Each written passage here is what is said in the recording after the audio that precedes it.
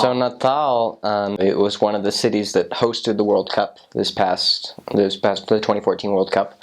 If you watch the U.S. and Ghana game, that was where that game was held. So it's one of the larger cities in the Northeast. I think of the Northeast, it's second or third after Recife and Fortaleza. It's probably got about 500,000, if I were to guess. It's a very diverse city. It's not like every neighborhood is exact. You'd go through the different neighborhoods, and it's like this. The central where I was, Alecrim, which is where the mission home was, is kind of really cool because I got there before, like it was still João Pessoa, and then it split. So I was there when they were still building the mission home, and they were organizing everything about like where the secretaries were going to stay, where the assistants were going to go. It's kind of organized like a lot of South American cities. There's different districts, and the mission home is kind of more towards the residential district. The busy stuff is more over by Rio Branco, which is where the assistants are and where the mission president's house is. And it's a vast area. It's over by the beach. Very, very, like, you know those gorgeous beaches where like you have the big rock formations and the water comes crashing over the rock formations and forms these little pools about 5 yards off the beach, the actual shoreline. So that's kind of an image of the beach coastal line. And it like I said, it's like this in the city. You can find some of the interior cities where I went. The whole northeast section of Brazil is just known for very picturesque. They film a lot of telenovelas in that area. So a lot of people that would go to the beach on weekends. Doesn't really make for fun proselyting and stuff like that, teaching the day of the Lord and stuff like that's kind of tough. A lot of people in the city, it's kind of, that's where the shopping or the mall is, the shopping centers. That's where everyone goes to work too. So when we would do proselyting, we'd go to the kind of busy central area where they'd have all these open markets. And in Brazil and a lot of South American countries, they have these like open food markets, kind of like they have here, where like farmers will come from the interior and sell their produce on a certain day of the week. And that's really cool because the Northeast, I think one of the things that I miss the most is the fact that the fruit is just amazing. You have so much variety, and like, for example, you have a bag of chips, like which we can get here for like $1. It would cost the same as like a 2-pound bag of limes. So like, it's really, really easy to eat healthy. And like, you would go to people's homes and it's always like fruit juice. Like, you'd almost never get soda. And it's a different kind of fruit juice every day. Lime, guava, passion fruit. Passion fruit you get a lot and it's so good. And then fruits that I'd never even heard of, like graviola, acerola. They have acai, which we call acai because we don't know how to pronounce it right, which is amazing.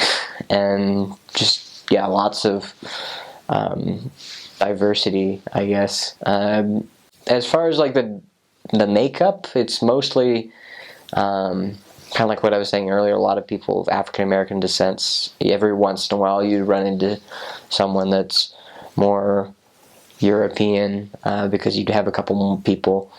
Most people, they work in the service industries, or they work in the industry is not as developed in Natal. It's more developed than most outlying regions, but it's still very, like, unemployment is really high. You would run into a lot of people that were pedreiros, which is basically they construct houses. Construction is a big part of their economy, which was like when I was there when I got there, they were still constructing the stadium for the World Cup games, and so that was a big part. Like, a lot of people were working on that. Most people weren't very happy about it because, like, they're like, oh, we're just making a big stadium. They had to tear down 2 smaller stadiums to make the big one, and most people just thought, oh, it's just a big waste of money,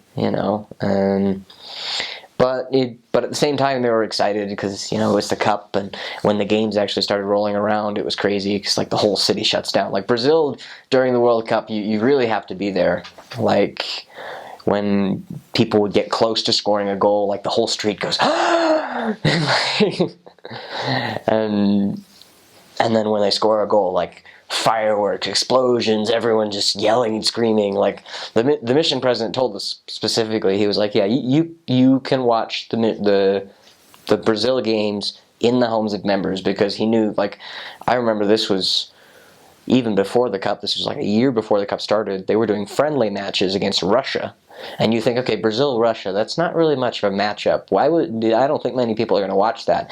And yet we would go around, the streets were deserted. There was no one to talk to. We'd knock on people's doors and they'd be like, "We're watching the game, go away." Like, no interest. It's all about the soccer game. And when you walk by in the streets, people would watch, like, things that I'd never seen before, like Premier League, like English soccer. Like, I had never, I was lucky if I could name, like, Chelsea or Manchester United, but they were watching, like, all these teams that I'd never heard of, and I was just like, okay, like, it's a big deal. Like, that's what they do. Like, everyone plays soccer. Everyone is really, really good at it. Like, I would talk to some guys, some young men in the street, and they're like, "Yeah, it doesn't matter if I play it barefoot." They would play barefoot on the concrete, barefoot wherever. They play it in shoes, however. Like, and that's kind of how you connect with the young men. It's kind of a bummer because as a missionary, you're not allowed. Like, it's kind of, it doesn't make sense really, but it does, because in Brazil, soccer's more of a contact sport. And so the area presidency has made a rule that missionaries can't play soccer. Now, that rule may or may not have been broken by a couple missionaries. I will admit that a couple times we did play soccer. But for members, that's especially for the young men, that's a lot of your recreation. That's their activities. They get together and they play soccer. Both for young men, for high priests, for elders. The most churches, like at least the built ones, like the fancy capelas they call them, behind them they have a big indoor concrete soccer field. Like here we have, a basketball court. They don't do as much basketball. They have it there, but most people play soccer. Transportation in the city itself, you use a lot of buses. I did not really use buses here in the United States, but I used them a lot in Brazil, especially in the cities. Other than that, you have taxis. Taxis are really expensive. And then you have carro alternativo, which is like the alternative car. They're basically these guys that they have their own cars and they drive it around. I think it's illegal. They're not supposed to be doing it, like by law, because they're not licensed by the city, but they still do it. And it's cheaper, so that's usually how we would get around to like zone conferences and things like that. And the way it works is you go to like a certain stop and there's just a bunch of them lined up and you go in. Places that are really cool, there's the Forte dos Reis Magos. That's like an old fort. It's one of the oldest, like I said, it was, the history with Brazil is that that was one of the first areas that was settled. And since it was sugar plantations, there were a lot of foreign investment, specifically by the Dutch. And so there was a period of time in Brazilian history when the Dutch they came in and they invaded the Northeast and they controlled much of the Northeast for a good 20, 30 years. And so this fort is left over from that, and there was a lot of history that goes behind that. It's really cool to see. It's like right along the beach line. They have a really picturesque bridge that connects the northern and the southern zone. Like one of these big giant, I don't know how you would call it. It's kind of like the Brooklyn Bridge almost, like the same kind of style, suspended. It's not in Natal, but it's in the southern part. So it's kind of on the outskirts in the southern zone. They have the biggest cashew tree in the world. You go and see it once, and then that's about it. And then there's the beaches. You can't go to them. The rule for missionaries is, here's the beach, here's the road, here's the sidewalk, you stay on this sidewalk. But it still makes for some really picturesque views. In the northern zone, this was kind of cool. There are some sand dunes, like big sand dunes, and we actually went sandboarding a couple of times. We found a member that had a sandboard, and we would go out with the young men and do that, and that was really cool. there's a lot of respect for religious people. And so most people, most criminals, if they have some common decency, they recognize that you are missionaries, you are representatives of God, and so they won't mess with you a lot.